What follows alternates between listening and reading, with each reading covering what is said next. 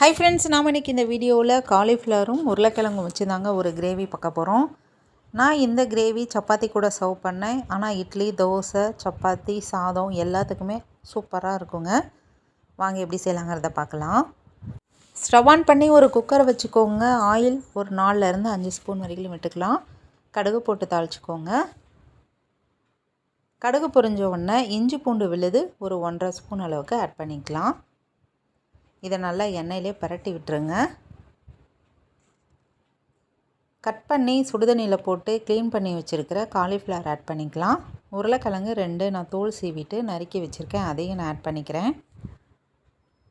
இந்த உருளைக்கிழங்கு காலிஃப்ளவர் ரெண்டையுமே ஒரு 5 நிமிஷத்துக்கு நல்லா இந்த மாதிரி எண்ணெயிலே பரட்டி விடுங்க. நல்லா வதங்கி வரணும், அப்போ தான் டேஸ்ட்டு சூப்பராக இருக்கும்.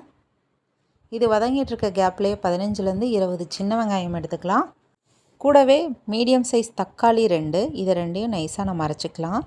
இஞ்சி பூண்டு விழுது நான் தனியாக போட்டதுனால வெங்காயம் தக்காளி மட்டும் நான் அரைச்சிக்கிறேன். சப்போஸ் இஞ்சி பூண்டு விழுது நம்மக்கிட்ட தனியாக இல்லைன்னா இந்த வெங்காயம் தக்காளி கூடவே இஞ்சி பூண்டையும் சேர்த்து நம்ம அரைச்சிக்கலாம். இப்போது வெங்காயம் தக்காளி விழுதும் ஆட் பண்ணிவிட்டு நல்லா மிக்ஸ் பண்ணி விடுங்க. 2 விசில் விட்டு எடுத்தோம்னா நமக்கு அட்டகாசமான வீடே மணக்கிற அளவுக்கு நமக்கு குழம்பு ரெடி ஆகிடுங்க. வெங்காயம் தக்காளி இஞ்சி பூண்டு எல்லாம் நல்லா வதங்கி வந்துருச்சு. இப்போது மிக்ஸி ஜாரை அலசி நம்ம கொஞ்சமாக தண்ணி ஆட் பண்ணிக்கலாம். இப்போது மசாலா பொருட்கள் மஞ்சள்தூள் ஒரு 1/4 டீஸ்பூன், மிளகாத்தூள் நான் 1 ஸ்பூனும் கொஞ்சமாக ஆட் பண்ணிக்கிட்டேன், மல்லித்தூள் ஒரு 1.5 ஸ்பூன் அளவுக்கு ஆட் பண்ணிக்கலாம், கறி மசாலாவும் 1 ஸ்பூன் அளவுக்கு நான் ஆட் பண்ணிக்கிட்டேன். இதெல்லாம் நல்லா கலந்து விட்டுட்டு கூடவே இன்னும் 1 டம்ளர் அளவுக்கு தண்ணி ஆட் பண்ணிக்கலாம். இந்த மசாலாலாம் நல்லா கொதித்து பச்சை வாசனை போகிற அளவுக்கு நல்லா கொதிக்கட்டுங்க.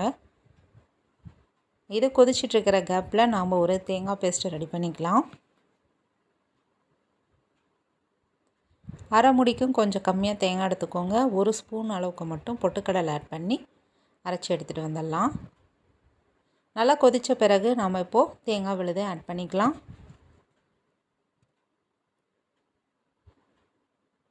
தண்ணி இப்போது குழம்போட திக்னஸ்க்கு தகுந்த மாதிரி நம்ம தண்ணி ஊற்றி அட்ஜஸ்ட் பண்ணிக்கலாங்க.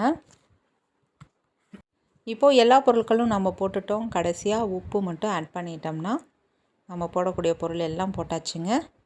நல்லா கொதித்த பிறகு உப்பு காரம் இந்த ஸ்டேஜில் செக் பண்ணிக்கலாம். லாஸ்ட்டாக மல்லி கருவேப்பிலை தூவிட்டு குக்கரை மூடிட்டு 2 விசில் மட்டும் விட்டு ஆஃப் பண்ணிடலாங்க. இப்போது நமக்கு 2 விசில் வந்தாச்சு, வெயிட்டும் ரிலீஸ் ஆகிடுச்சு. இப்போது குழம்பு ஓப்பன் பண்ணி பார்த்தரலாம். கமகமன் கறி குழம்பு டேஸ்ட்லேயே இருக்குங்க இந்த காலிஃப்ளவர் உருளைக்கிழங்கு குழம்பு. ட்ரை பண்ணி பாருங்கள்.